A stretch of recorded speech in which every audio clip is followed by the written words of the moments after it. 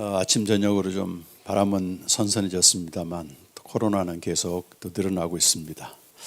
또 영상 예배로 우리가 드릴 수밖에 없는데 제가 그 제주국동방송에서 한 4년 정도 그 북한 동포들에게 그 방송 설교를 송출한 적이 있었습니다. 한 번은 갔더니 거기 북한의 그 성도가 지하에서 이렇게 라디오로 들려오는 목사님들의 설교를 듣고 믿음을 갖게 되고 그 헌금을 말이죠. 중국 돈으로 바꿔서 이렇게 보낸 거를 거기다 진열해 놓은 걸 봤습니다. 그래서 좀 우리가 제한된 상황이지만 얼마나 이들이 간절했으면 라디오로 들려 나오는 이 설교를 듣고 회심을 하고 또 믿음이 자라는가 생각을 해볼 때 우리가 그 영상 예배라고 하는 한계는 있지만 하나님은 우리의 간절함을 보시고 또 때를 따라 은혜를 주시는 줄로 믿습니다. 그래서 영상 예배 드리지만 정말로 마음과 뜻과 정성을 다해서 성령이 주시는 말씀이다 생각하고 또 은혜를 받으시길 바랍니다. 이 사람의 설교는 성령의 현존과 역사가 있어야만 하나님 말씀이지 인간의 말로 다 끝나거든요. 전하는 저나 또 듣는 여러분이 성령의 역사하심으로 오늘 이 말씀이 하나님의 말씀으로 들려지길 간절히 바랍니다. 오늘 제목을 성화의 표징으로 했는데 제가 어제 저녁 계속 또 묵상하다 보니까 이 교회에 대해서 한 세 가지 좀 생각을 해보려고 합니다. 먼저는 모임으로서 교회, 또 성화해 나가는 공동체로서의 교회, 그리고 그리스도로 충만해져서 만물을 충만케 하는 교회, 이렇게 좀 내용을 잡아봤는데요. 우리가 이제 교회 하게 되면 전통적으로 초대교회 근거에서 한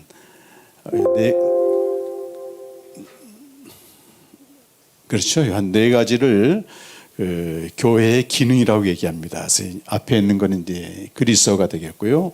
뒤에 있는 것은 번역할 것인데 교회가 뭐 하는 곳이냐? 사도행전에 나온 교회를 본으로 해서 복음이 선포되는 캐리그마, 그리고 성도의 교제가 있는 코이노니아가 있고 또 섬김과 봉사가 있는 디아코니아가 있고 또 디다케라고 하는 진리 교육이 있는 곳이다. 그렇게 이제 통상적으로 알고 있습니다. 그런데 우리가 이제 신앙생활을 하다 보면은 어떤 한계에 이를 때가 있습니다. 내가 그동안 알고 있는 교회, 또 교회에 실제로 출석을 해보고 성도들과 만나보게 되면은 우리의 그 기대와 현실이 너무도 다른 걸 볼 수 있어요. 그래서 교회는 항상 거룩성과 세속성을 동시에 가지고 있고 숭고함이 있는가 하면 아주 추함도 있습니다. 그런 것들이 동시에 나타나는 것인데 제가 오늘 좀 고민해보고 같이 여러분과 생각해 볼 게 정말로 예수님이 말씀하실 때 교회가 뭐냐, 그런 초대교회보다 더 이전으로 올라가게 되면 교회에 대한 본질적인 예수님이 정의를 하신 게 있거든요. 먼저 교회 하게 되면 우리는 예배당이나 또 성직 질서, 뭐 직분자, 또 뭐 어떤 제도나 기관을 생각하는데 성경에서 그 신약 성경에서 교회라고 얘기할 때는 고린도전서 1장 2절에 있는 말씀처럼 이렇게 위에 거 눌러야 돼. 밑에 거. 이렇게 되어 있습니다. 한번 읽어보실까요? 함께 시작. 고린도에 있는 하나님의 교회 곧 그리스도 예수 안에서 거룩하여지고 성도라 부르심을 받은 자들, 이렇게 여기까지만 읽겠습니다. 그러니까 성도라 부르심을 받은 자들, 그래가지고 교회는 헬라어로 에클레시아라고 말하는데 이런 보이는 예배당이나 이건 후대에 이제 가지고 있는 개념이고 성도들의 모임이 교회다, 이렇게. 그러면 이제 종교개혁자들이 이걸 다시 정의를 했습니다. 교회는 그 성도들의 모임이다. 그러니까 가정에서 두세 사람이 모여도 교회라고 얘기할 수 있습니다. 물론 여럿이 모여서 예배드리는 최소한 두 사람 이상 모이는 곳이면 교회라고 얘기할 수 있는 거죠. 그런데 성도들의 모임, 부르심을 받은 자들의 모임을 생각할 때 어떤 성도들이냐 그 말이에요. 그것은 예수님이 교회에 대해서 제일 먼저, 이거는 뭐 사도행전적인 교회는 아니지만 예수님의 소위 비공개적인 교회에 대해서 정확히 정의를 한 곳이 있습니다. 그것이 다시 마태복음 16장 16절에서 18절 말씀인데요. 우리 함께 한번 읽어보실까요? 시몬 베드로가 대답하여 이르되 주는 그리스도시요 살아계신 하나님의 아들입니다. 예수께서 대답하여 이르시되 바요나 시몬아 내가 복이 있도다.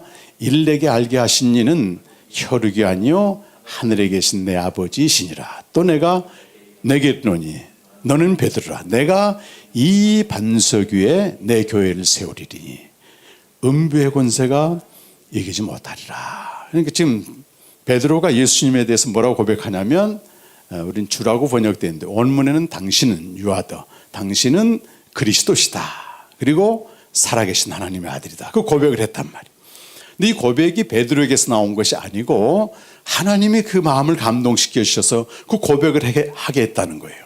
그러면서 신약 성경에서 최초로 등장하는 교회란 말이 나오는 것입니다. 그래서 내가 이 반석은 신앙 고백을 말하죠.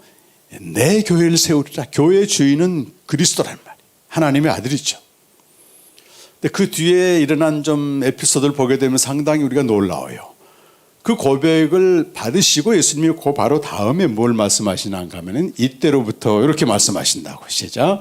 이때로부터 예수 그리스도께서 자기가 예루살렘에 올라가 장로들과 대제사장들과 서기관들에게 많은 고난을 받고 죽임을 당하시고 3일 만에 살아나야 할 것을 제자들에게 비로소 나타내셨다. 아 그래 너가 지금 그리스도라고 고백했는데 그 그리스도인 내가 해야 될 일은 예루살렘에 올라가 고난당하고 죽임당하고 다시 살아나야 되는 거야. 이렇게 얘기를 했단 말이에요. 그래서 여러분 예수는 그 성육신 하신 고유명사 이름이고 그리스도는 그가 하시는 일, 직분을 말해요. 그래서 우리가 보통 예수 그리스도 아까 우리 찬양할 때도 예수는 그리스도 할 때 나는 예수가 다른 존재가 아니고 그리스도이심을 믿습니다. 이 고백이란 말이에요. 사실은 예수만 믿는 사람들도 있어요. 그분의 공생의 삶이나 또는 인격이나 이런 태도나 거기에서 나오는 뭔가 그 인격성에서 나오는 걸 믿는데 여러분 놀라지 마세요. 그 인도의 간디도요. 산상수훈을 계속 읽으면서 나도 그렇게 살고 싶다. 이것은 예수를 그리스도로 믿는 게 아니고 그냥 예수 자체를 믿는 것입니다. 한 인격을, 역사적인 예수를 내가 따라가는 거란 말이에요.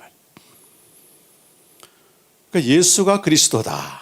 나는 십자가에 죽고 부활하는 그리스도다. 이렇게 예수님이 정의를 내리셨는데 그 베드로가 뭐 어떻게 반응하는가 하면 그 정의, 그 그리스도에 대한 정확한 그분이 하실 일을 듣자마자 예수님을 몰아붙이고 그럴 수 없다고 이렇게 얘기하는 굉장한 그 가이사랴 빌립보에서 공격이 대전쟁이 일어나는 거예요. 그 베드로가 예수님을 이렇게 몰아붙이는 걸 말해요. 에피티마우다 그래서 사탄을 꾸짖듯이 예수님을 꾸짖어 버린다. 예수님이 베드로뿐만 아니라 모든 제자를 가리켜 사탄아 물러가라 얘기하시고 하나님의 일은 생각지 않고 사람의 일을 생각하는도다 이렇게 말씀해요.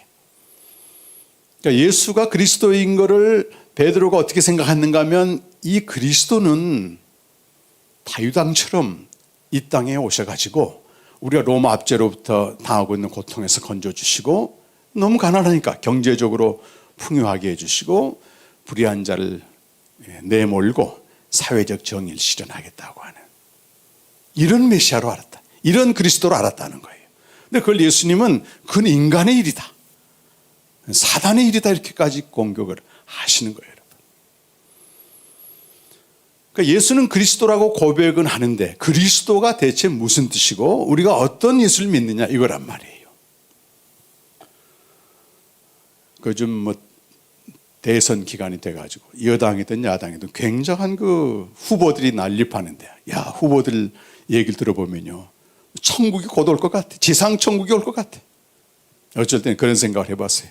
여당에 있는 이 사람들 후보자들하고 야당 후보자들하고 합해가지고 연정을 좀 만들면 정말 우리나라는 새 세상이 되겠구나. 그들이 약속한 게 뭡니까 여러분? 정치적인 안정과 경제적인 부흥, 사회적인 정의, 공정, 상식. 마지막 결론에서 말하겠지만요 이건 거의 불가능한 기대입니다. 인간에게서 나오는 건 아무리 선한 것이 나와도 반드시 그 반작용으로 정반합처럼 그 제약 조건에 따라서 그 자체가 그를 부패시키거든요. 베드로는 그런 그리스도를 원했어요.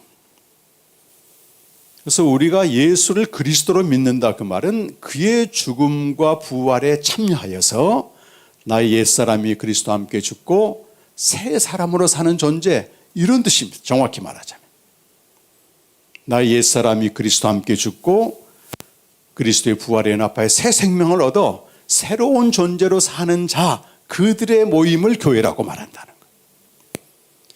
그래서 옛사람을 확대시키고 여전히 세상 일을 확대시키고 어떤 외적인 걸로 자랑하고 아무리 교회가 크고 예산이 많고 많은 일을 해도 그건 종교기관이지 예수가 그리스도라고 고백하는 그런 공동체는 아니라고 하는 것입니다. 그래서 예수가 그리스도를 믿는 자는 예수께서 죽으시고 부활하심으로 내가 거기에 연합하여 새 생명을 얻었다고 하는, 이제 새로운 존재로 살아간다고 하는 대단한 거잖아요. 이거. 에베소서 앞부분에 보게 되면 창세전부터 약속된 하나님의 아들들이 되고 내가 새로운 존재가 됐다는 걸 막 감격 속에서 옥중에서 막 선포하지 않습니까? 찬양하고 있습니다. 그래서 예수가 그리스도라고 믿는 성도들의 모임은 생명의 공동체라고 얘기할 수 있습니다. 그의 죽음과 부활에 연합하여 새로운 존재로 살아가는 자들의 모임이다.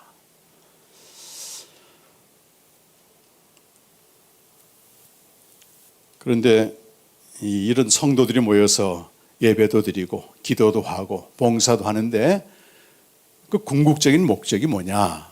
그것은 에베소서 앞부분에 나오는 말씀인데요. 1장 22절 23절에 그 사도 바울이 높이 들리신 그리스도 이제 주가 되셔가지고 그분이 교회를 통해서 하신 일이 있다고 하는 선포를 하고 있습니다. 우리 한번 읽어보시겠습니다. 시작.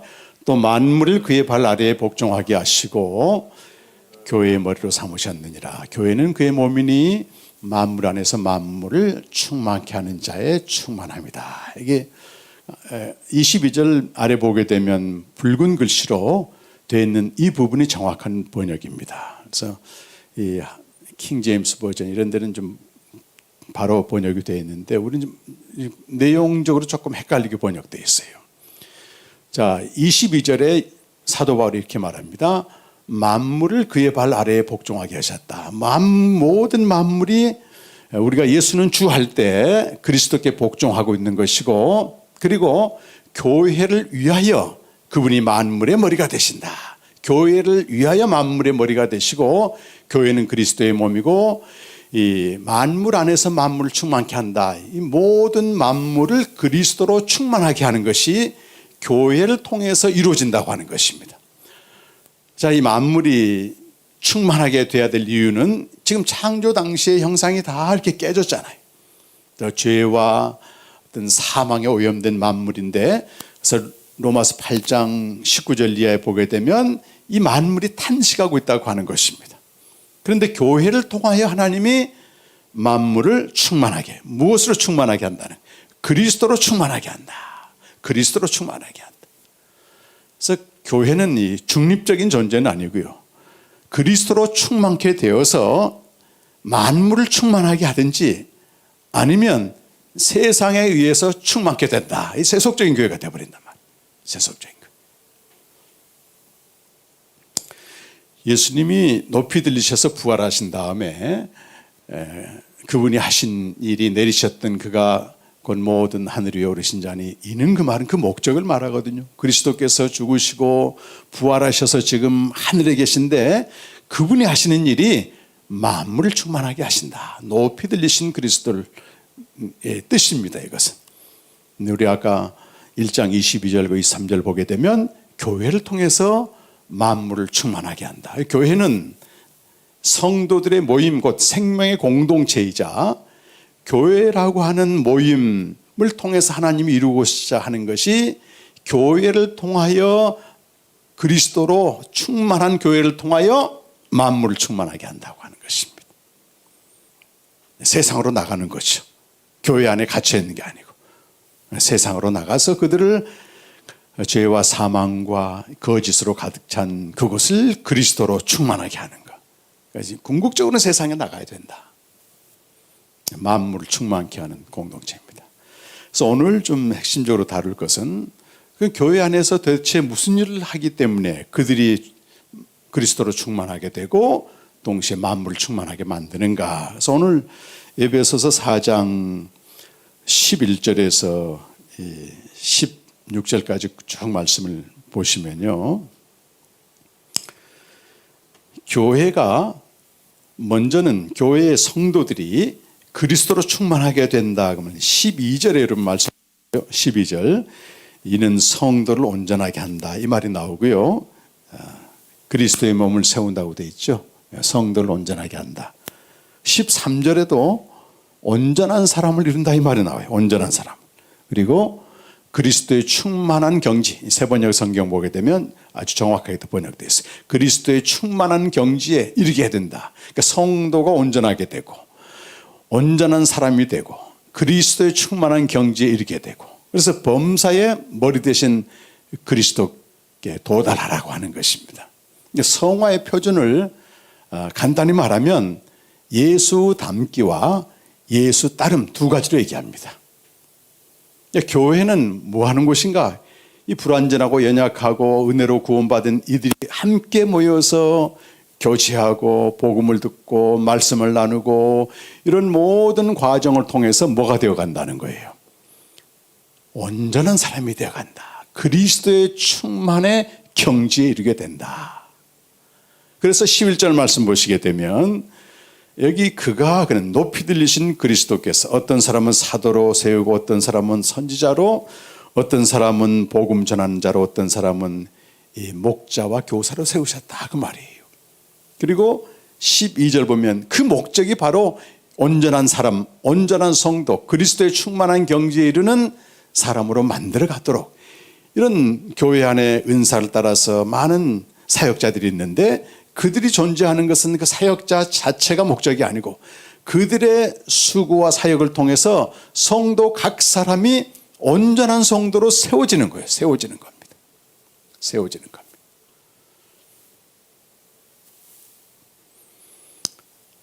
이것을 어느 신학자가 그 포도주 담그는 거에 비유를 했는데 상당히 그 맞는 얘기 같아요. 교회 보게 되면 이렇게 연약한 사람들 또 부족한 사람들, 허물 많은 사람들, 심지어 악한 사람들, 온갖 사람들이 모여 있잖아요. 그래서 어떤 목사님은 교회는 병원이다, 병원. 모든 각종 환자들이 모여 있는 병원이다. 환자 아닌 사람들이 또 어디가 있어요, 사실은. 오늘 똑바로 보고 싶어요. 다 영적으로는 문제가 있거든요. 근데 포도 알갱이들이죠. 포도 알갱이들을 포도 항아리에 집어넣는단 말이에요. 포도주를 담그기 위해서. 그러면 이 알갱이가 다 으깨지게 됩니다. 으깨지게 되고 시간이 가면서 전혀 새로운 맛과 이런 모습으로 바뀌는 성숙한 포도주로 바뀐다고 하는 것입니다. 포도가 아니고 이제 포도주가 되는 거예요. 발효되어서 향과 색깔과 맛이 전혀 다른 숙성된 포도주가 되는데 바로 교회가 그러는 곳이라고 하는 것입니다. 성숙된 좀 더 성숙된 성도는 교회가 그럴 수밖에 없다는 걸 알고 이런 복음 전하는 자, 사도, 목자 또 교사 역할을 하는 거예요. 교회는 이런 곳이야 하고 어떤 비난하는 게 아니고 그러면서 우리 자녀들이 옛날 여러 명 기르다 보게 되면 서로 부딪히고 또 이렇게 하다가 자라나잖아요. 이렇게 자라나게 되어 있습니다. 그래서 어려서는 평생 싸울 것 같은 아이들이 그때 하면은 서로 위해지고 이러잖아요.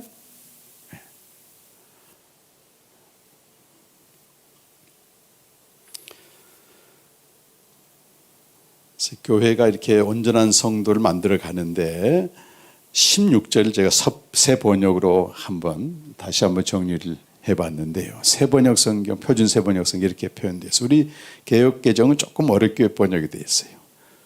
자, 이렇게 되어 있습니다. 시작. 몸은 머리이신 그리스도께 속해 있으며 몸에 감추어져 있는 각 마디를 통하여 연결되고 결합됩니다. 각 지체가 그 맡은 분량대로 활동함을 따라 몸이 자라나고 사랑 안에서 몸이 건설됩니다. 3번이란 숫자가 있죠. 5번. 이것을 다른 말로 번역하면 영향을 공급해 주는 통로인 강마디. 우리 교회가 공동체 한 몸이라면 그 소속된 성도들은 그 몸의 지체가 된단 말이에요. 이 지체들이 각자 활동을 함으로써 서로 영향을 공급해 주고 서로 연결되어서 그리스도께서 범사의 그리스도의 장성한 분량이 된다. 그래서 교회에서 성도들은요, 옆에 있는 성도들 또 너무 소중하다는, 그가 있음으로 말미암아 내가 영향을 공급받는다. 참 홀로 잘할 수는 없다고 하는 것입니다. 비록 부족하고 깨어지고 연약한 지체지만 그 지체 때문에 내가 지금 영향을 받고 있다고 하는 것입니다. 자양분을 얻고 있다고 하는 것입니다. 공동체 안에서. 그러면 이거 하나 오늘 좀 나누려고 해요. 우리가 공동체 안에서 이렇게 아까 포도알이 으깨져서 전혀 새로운 맛과 향과 숙성된 그런 포도주를 낸다고 하는, 성화로 간다고 하는 것인데, 성화의 그 요소 또는 성화의 원리, 또 성화의 오늘 설교 말씀대로 표징, 어떻게 하면 내가 좀 성화되고 있는가 확인할 수 있다는 겁니다. 단번에 되지는 않아요. 단번에. 점진적으로. 그래서 그것을 틸리라고 하는 신학자는 이 네 가지로 정리를 했는데, 앞에는 전부 인크리싱이라고 적었어요. 아주 성경적이에요. 제가 묵상을 하다 보니까 영국에서, 미국에서 했던 신학자이기 때문에 영어로 써놨는데, 첫 번째는 increasing awareness에서 각성이 점점 드러나고 있는가, 그리고 increasing freedom, 자유가 점점 드러나고 있는가, 그리고 increasing transcendence에서 초월의 경험이 점차 드러나고 있는가, 그 마지막으로 increasing relatedness에서 관계 맺음이 점점 확장되고 있는가, 이렇게 얘기를 해요. 근데 이것이 아주 성경적이라고 하는 것이 이제 히브리서 4장이나 12장 보게 되면 이걸 그대로 담고 있습니다. 키포인트는 내가 매일 주님과 교제, 말씀으로 주님과 교제를 하고 있느냐, 여기에 달려 있습니다. 우리가 말씀으로 주님과 교제할 때 점점 드러나는 게 뭐냐면 자기 자신의 실존에 대해서 점점 깊이 깨닫게 됩니다. 야, 내가 괜찮은 사람인 줄 알았더니 말씀 앞에 가봤더니 정말 형편없는 사람이구나. 칼빈도 하나님의 말씀은 두 가지 지식을 주는데, 하나는 우리의 죄성과 부패성과 본성을 다 들춰낸다고 하는 것입니다. 그래서 히브리서 4장 12절 말씀 보시면 각성인데요, 좀 작아서 안 보일지 모르겠는데 핵심은 그거예요. 하나님의 말씀은 살았고 운동력이 있는데 우리 마음의 생각과 뜻까지도 전부 들추어내어서 심판한다. 말씀 앞에 우리가 도망갈 수는 없다고 하는 것입니다. 아무리 완전한 사람이라도 말씀 앞에 가면 두렵고 떠는 자가 되는 것입니다. 티끌이 되는 거죠. 근데 그걸 얼만큼 더 깊이 깨닫고 있느냐가 역설적으로 성화의 증거라고 하는 것입니다. 그러니까 죄인이면서도 동시에 의인인 거죠. 우리는 루터가 말한 대로 죄인이면서 동시에 의인이다. 그래서 어느 목사님이 이렇게 매일 이렇게 묵상을 시작했는데, 그분이 지어낸 유명한 말이 파파죄란 말. 파도 죄뿐이다. 저는 목회를 열심히 해가지고 내가 괜찮은 목사인 줄 알았더니 말씀 앞에 가봤더니 파도 내가 죄인이구나. 불강력적인 존재라고 깨닫습니다. 저도 매일 말씀 묵상하면서 그거 깨닫고 앉아있는 거예요. 그거 깨닫고 앉아. 요즘 사사기 보고 있는데 어쩌면 사사기 시대 백성들의 모습이 저와 별반 다를 바 없습니다. 별반 다를 바 없습니다. 오늘 또 에레미야서 이제 통독으로 읽고 있는데요, 그 이스라엘 백성들이 끔찍하게 바벨론에서 심판받고 몇 사람 안 남았어요. 바벨론의 심판이 임하니까 비로소 에레미야가 했던 말이 옳구나, 그걸 받아들여 남은 사람들이. 그러면서 그들이 애굽으로 도망치려다가 잠깐 에레미야한테 가가지고 얘기를 하는 거예요. 우리가 지금 애굽으로 가려고 하는데 하나님께 들은 말씀 좀 해다오. 그게 좋든 안 좋든 우리가 지키겠습니다. 그렇게까지 다짐을 합니다. 자기들은 이미 애굽에 내려가려고 결심을 해놓고 그 에레미야가 다 하나님 말씀을 선포해요. 너희들 애굽으로 내려가지 말라고 한다.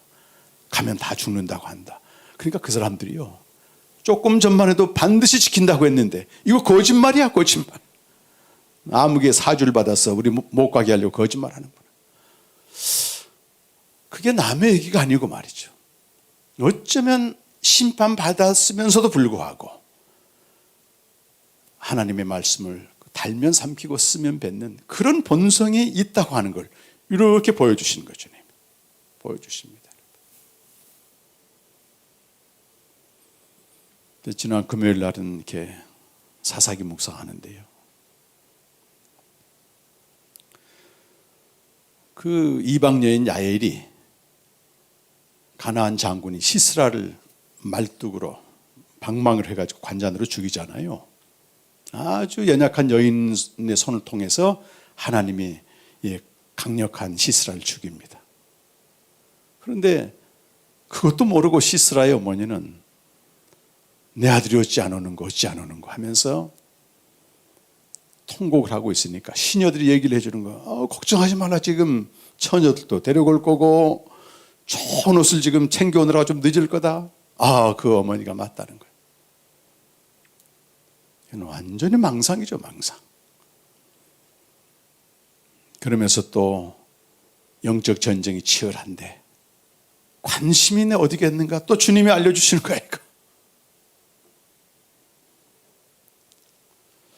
지난 금요일 날 우리 조 목사님하고 여기 사경에 했던 정석광 선교사님과 이렇게 식사를 같이 했는데, 그분이 영국 웨일즈에 있다 와가지고 막 지구상에서 그렇게 부흥이 많이 일어난 곳이 웨일즈라고 처음 제가 수십 번 부흥이 일어났다는 거예요. 그러면서 여러 가지 부흥에 대한 얘기를 하시는데, 저도 이 기록으로는 그 진젠돌프 백작과 함께 동력한 모라비안 교도, 체코가 출신이거든요. 원래 체코.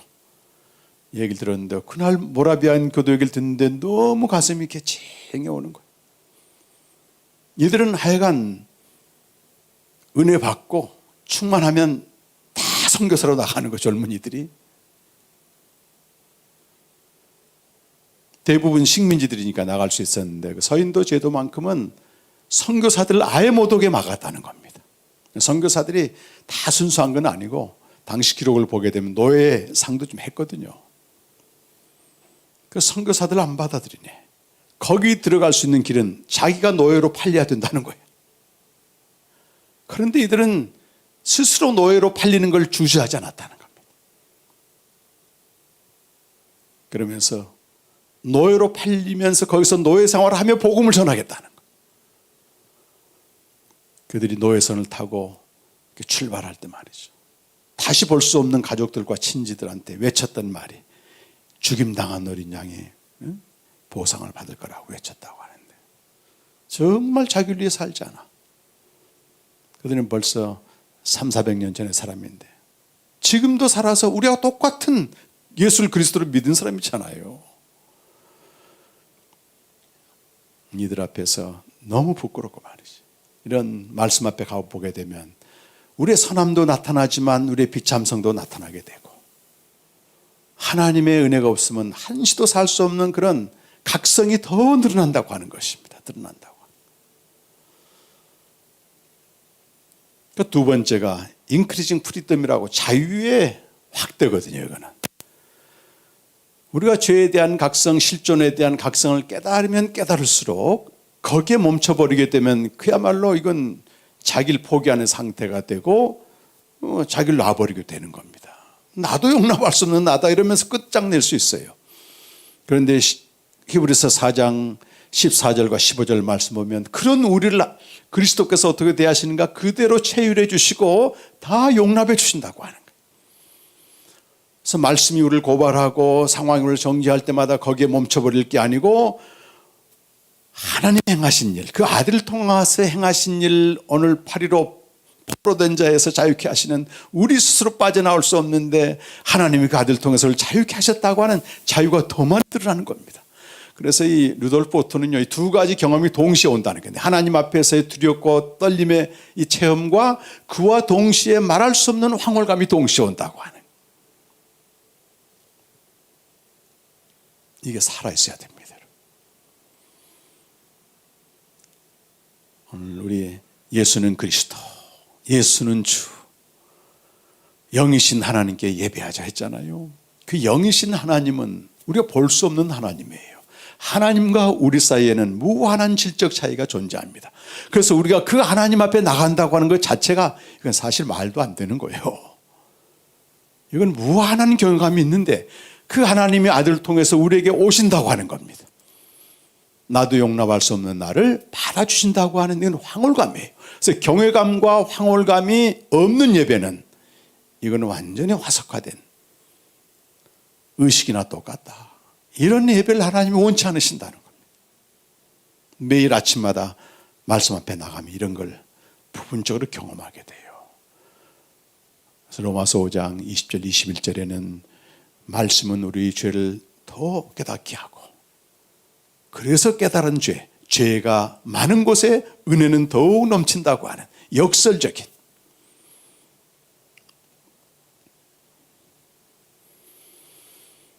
하나님의 우리를 위해서, 그런 우리를 위해서 행하신 그리스도의 사건이 내게 고백되면서 우리는 더 이상 비참한 자가 아니고 하나님의 거룩하고 사랑받는 자녀라고 하는, 해방된다고 하는, 자유케 된다고 하는, 자유가 점점 늘어나야 돼요. 각성도 늘어나지만 세 번째가 이 초월인데요. 4장 16절 말씀을 끝났나요?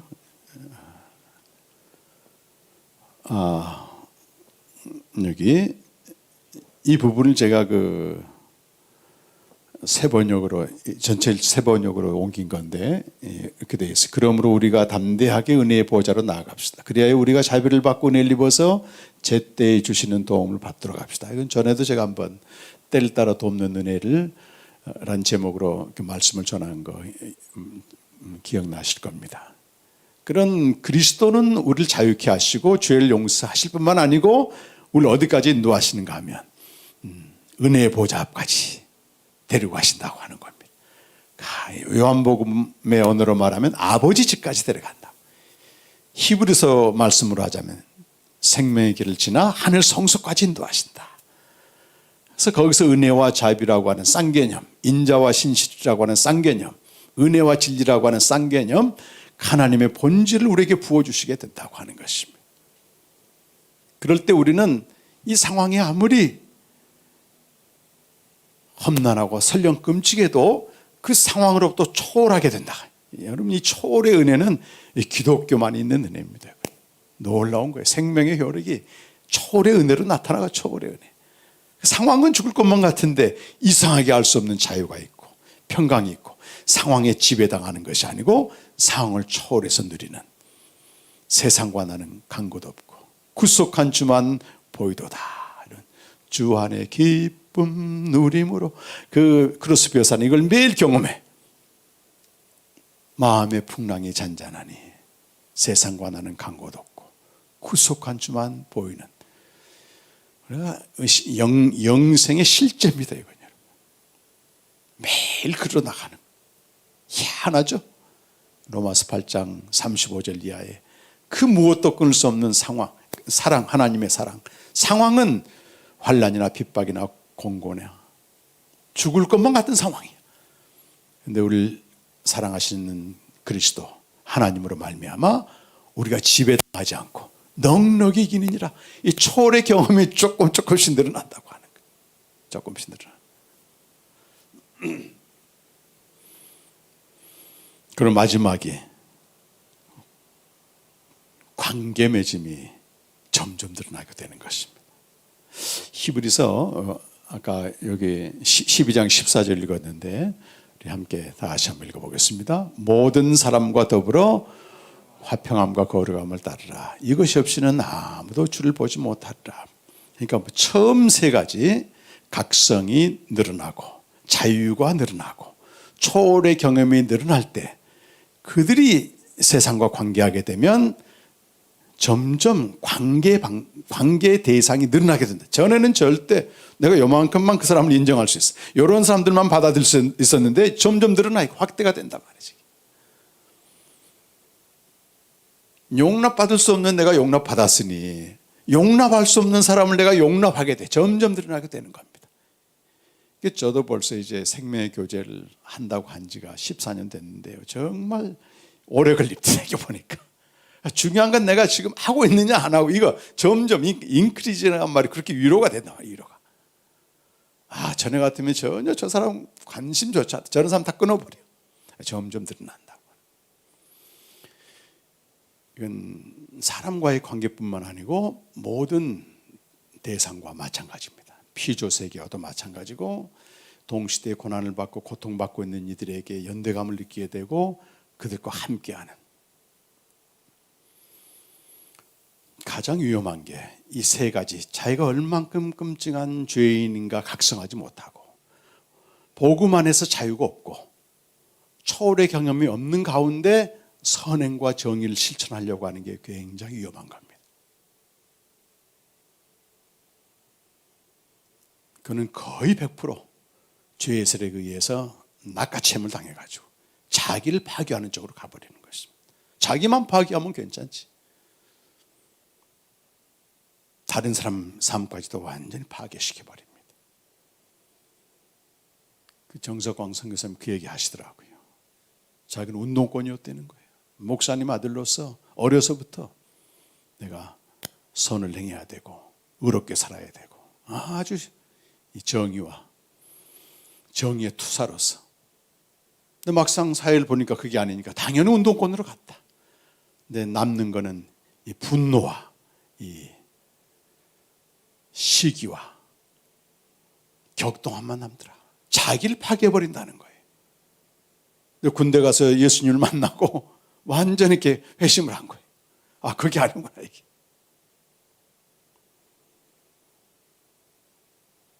그래서 저런 주님과의 진정한 교제와 사귐에서 오는 성화 없이 내가 바르게 살자 외치는 사람들이 제일 무서운 사람들입니다. 여러분. 우리가 그 현상을 역사 속에서 지금 현재도 지금 보고 있지 않습니까, 여러분? 그거는 만물을 충만하게 하는 게 아닙니다. 탄식하는 만물에 더 고통을 가하는 거예요. 멀리 갈 것도 없습니다, 여러분. 개인도 마찬가지입니다. 열심히 잘 믿는 사람, 이런 세 가지 성화의 과정 없이 가족들을 대하거나 주변 사람들 대하게 되면요, 무섭습니다, 이런 사람들은. 자기의 의로움으로 다 파괴시키는. 제가 한동안 그런 삶을 살았기 때문에 너무 잘 알고 있는 거예요. 지금은 이제 방향을 알고 있죠. 사도 바울이 내가 죄인 중에 괴수였고 죄인 중에 으뜸된 자였는데 내가 하나님의 긍휼을 입었다는 거예요. 그러니까 어떻게 해요? 그런 사람을 대할 때 십자가에서 나타난 하나님의 사랑인 아가페 사랑으로 그들 받아들이고 용납하면 그들이 변화된다는 걸 보는 겁니다. 이걸. 그래서 우리가 사랑의 개념이 에로스적인 사랑, 어떤 높은 이상을 추구하는 사랑이 있는가 하면 또 리비도적인 사랑, 우리가 인간이기 때문에 누리고 채워야 될 기본적인 욕구들, 이건 죄가 아니거든요. 근데 이런 걸 죄로 취급하면 신비주의자 되는 거죠. 죄악시하는 거.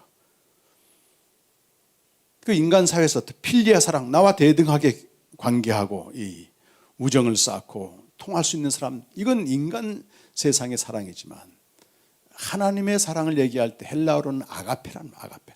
아가페는 단순한 감정이 아닙니다. 끔찍한 죄인까지도 품어서 녹여서 위대하고 거룩한 존재로 바꿀 수 있는 그 능력이라고 말해. 사랑은 그랬어요. 여러분. 사랑은 능력입니다. 하나님으로부터 온 능력이지 그게.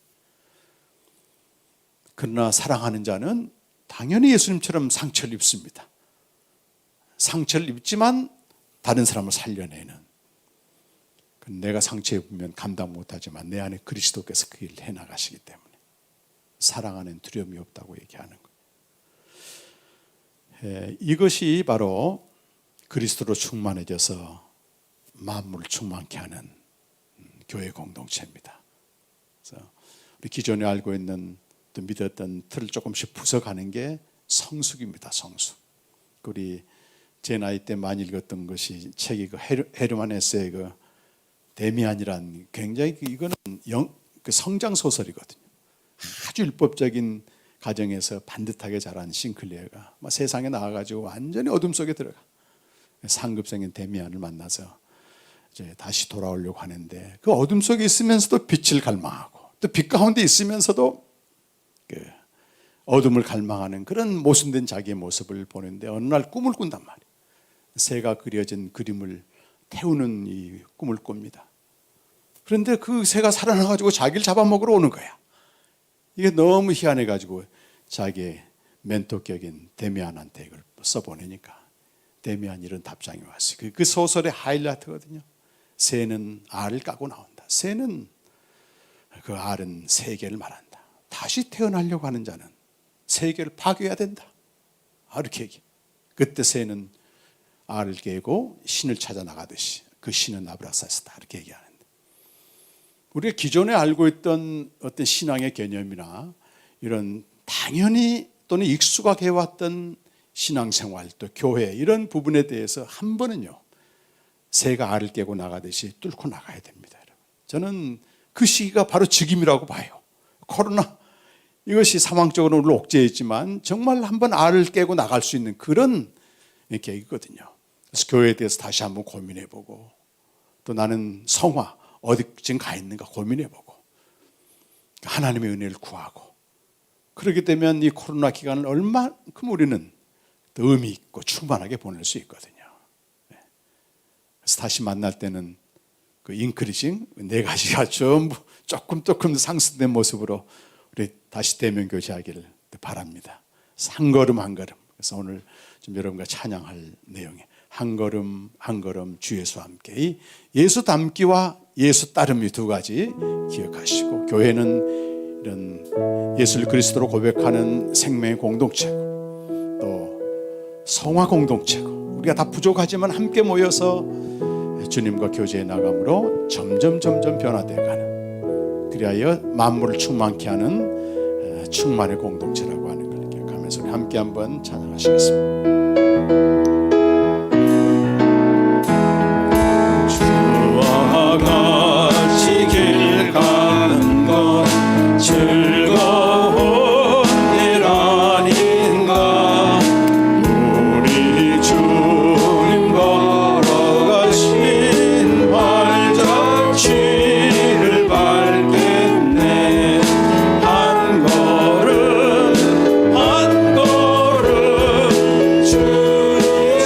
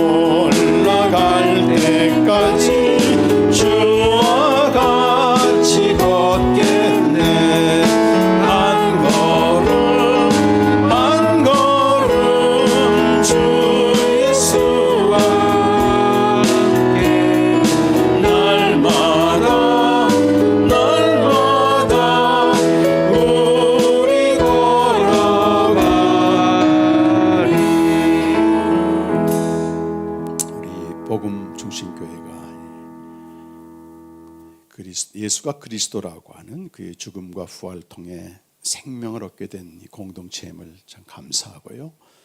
이제 우리가 서로 각 마디가 되어서 활동하고 연결되어서 예수 닮고 예수 따라가는 그런 성화 공동체가 지금 되어가고 있습니다. 우리는 완전하진 못하지만 우리 중에 조금 앞서간 사람이 있고 또 따라오는 사람이 있을 거고 모두가 소중하고 비록 영상 예배를 드리지만 또 가족 공동체도 마찬가지입니다. 우리는 교회는 특별한 그런 목적을 가지고 있습니다. 자기만의 울타리를 치고 어떤 영적 자폐아처럼 사는 그런 공동체가 아니고 그렇게 성숙해 나가면서 매일 우리가 만나는 세상과 사람들에게 그리스도로 충만하게 하는 그런 충만의 공동체입니다. 우리 각자가 또 우리 함께 예배드리는 우리 모두가 또 공동체가 그런 교회 되도록 다 같이 한번 기도하겠습니다. 하나님 아버지 감사합니다. 이곳에 예수는 그리스도라 고백하는 그의 죽으심과 부활이 일어나고 생명 얻는 이 공동체를 세우셨음을 감사합니다. 그러나 우리는 연약하고 부족하고 물투성임을 주님이 잘 아십니다.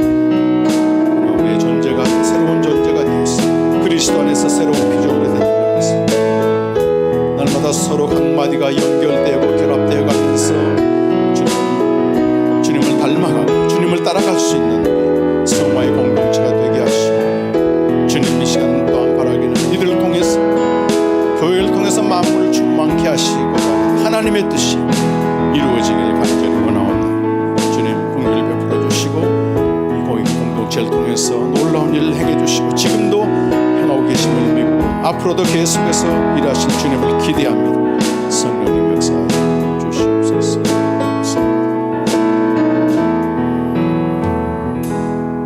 아버지 하나님, 예수가 그리스도임을 고백하는 믿음은 우리에게서 나온 것이 아니고 오직 하나님의 은혜로 주신 것입니다. 이는 예수 그리스도와 함께 십자가에 죽고 부활하심으로 생명을 얻은 생명의 공동체로서의 교회고 생명의 공동체로서 교회는 서로 각 마디가 연결되고 연합되고 각자 활동을 함으로써 예수님 닮고 예수님 따라가는 성화 공동체로 또한 나아가는 것임을 믿습니다. 이것은 궁극적으로는 교회를 통해서 만물을 충만하게 하시는 주님의 뜻이 이루어지는 그리스도로 충만케 되어서 세상을 그리스도로 충만케 하는 그 놀라운 일을 우리에게 맡겨주신 것인 줄로 믿습니다. 우리 복음 중심교회 우리 모든 성도들이 또 영상 예배로 드리는 모든 이들이 바로 생명의 공동체와 성화 공동체와 충만케 하는 공동체로서 교회의 일원이 되고 각자 활동을 하여서 우리를 통해서 만물이 충만하게 되는 역사 있기를 간절히 원하옵나이다.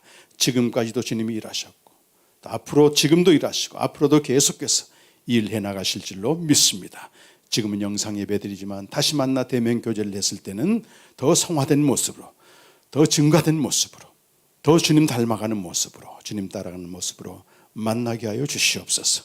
예수 그리스도 이름으로 간절히 기도하옵나이다. 아멘.